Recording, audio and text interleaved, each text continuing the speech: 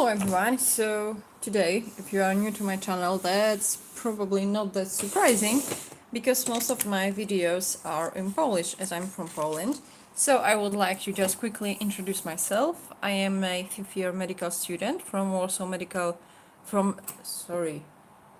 Medical University of Warsaw, and today I would like to show you how I plan for my revisions before exams. So, because I'm a med student, therefore I have quite a lot of studying for the exams, even though there aren't that many of those. So during this summer exam session, I'm taking 3 exams in neurology on 19th, in ophthalmology on 24th, and in orthopedics on 27th.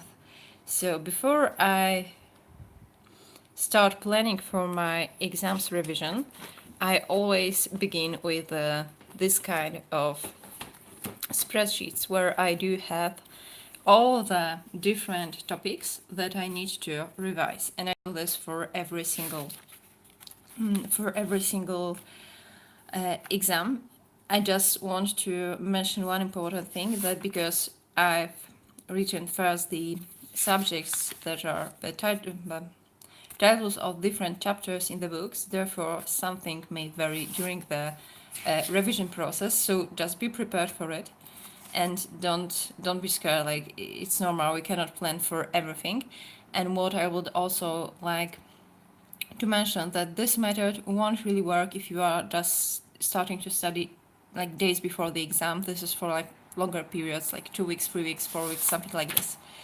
And you can of course do it for all the subjects throughout the year, especially if like you don't have rotations, but subject that are like one class each week, 2 classes each week, and you have this during the whole semester.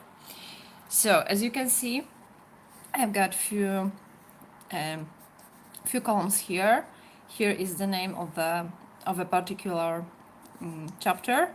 Here is the revision, but here is if I have read this chapter in the book. Here is whether I have done the notes on this chapter, and as you can see, for example, here I've crossed out notes because I don't see the point of making those, and you have to really consider this. And also how many times I have repeated the subject, if I know something, and like some other notes, if I feel like I need to take them, like if I need to repeat something again, if I generally know the subject but there are some particular parts of it that I just really want to revise once more, especially before the day before the exam. Alright, the important thing that I haven't done here, and that was super stupid of me, especially when I looked at the orthopedics exam, is that I didn't really consider the number of pages that each chapter has. And for example, those chapters were pretty short, like around 20 to 30 pages, but those last chapters that are like general traumatology are super long, like 80 pages, 90 pages, 50 pages, and they're very precise, and there is just a whole lot of information to them.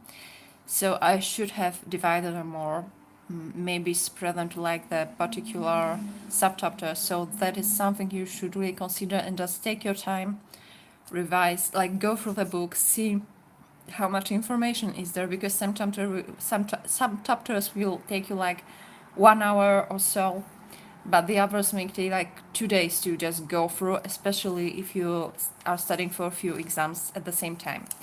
After I have those titles here, I will go to the monthly spread, or like, you know, the spread that just has each day before the exam, and I would then look how many topics I have here and just divide them, so I know how many days I really need to take for each subject, considering like when the exam is, how difficult the exam is going to be, how difficult the subject is itself. And also because I'm now having ophthalmology, and I'm having this like this week, and like the week that we are in, and the next week I'm having ophthalmology. So I knew that I wanted to start ophthalmology the week before I start my rotation, and then revise it through the rotation. This week it was a hard week for some reason, so I didn't fill that up, but I should have, and that was a huge mistake of mine. But also, you need to consider that stuff changed. And for example, I was planning like here to do those super long chapters in orthopedics, but I didn't check how long they are, so I had to move them and divide them for a few days. And then here, I started them again, and I decided like, wait, okay, so I can do orthopedics now, but the exam is pretty far away from now. And I'm also going to start a study from like, the big book, let's say, like not the main book, but also from like the revision book that's written by our clinic. So I will probably just, I decided to skip those revisions and instead decide to focus on neurology and ophthalmology, because if I write the test in ophthalmology really good on the 13th, I can probably take the oral exam before the main exam session. Therefore, I will have like 1, 2, 3, 4, 5, 6, 7 days for orthopedics only, which is like super cool. I hate written exams. That's like the worst thing ever for me. So I do hope that I will be able to just, have the exam, the oral exam in ophthalmology area. If not, I still get one like full revision of ophthalmology here and also neurology, which is just like, it's looking very scary because it's so soon. And even if I will have to write my ophthalmology exam here, I will still have those days dedicated to both ophthalmology and orthopedics. So I should be just fine. So, like I consider different options. And after I'm done with this major spread, I'm sorry, which I try to plan like 1 week ahead always. Like you see here, it's not very great example. But on the other hand, when I will flip through to the current week, I've got all the revisions planned again here, so I can check them off if I have done them or not. And also, I consider like different events that may take place during those days. Like here, I've got the meeting of our how do we call it, society. Like before we're going through the summer camp to do our summer practices. So we've got the meeting here. I know that I will do less, but for example, here I've got the day free. So even if I don't finish something like yesterday, I just totally died during the day. I went for sleep for 5 hours. It's not a problem. I will just move it here. So I just consider all those options and plan it ahead. As I said, this is a method that really works well for like revisions, long revisions, when it takes weeks to study for the exam. It won't be that great if you are just, like have a short subject that you need like 2 days for, because there is no point for dividing it.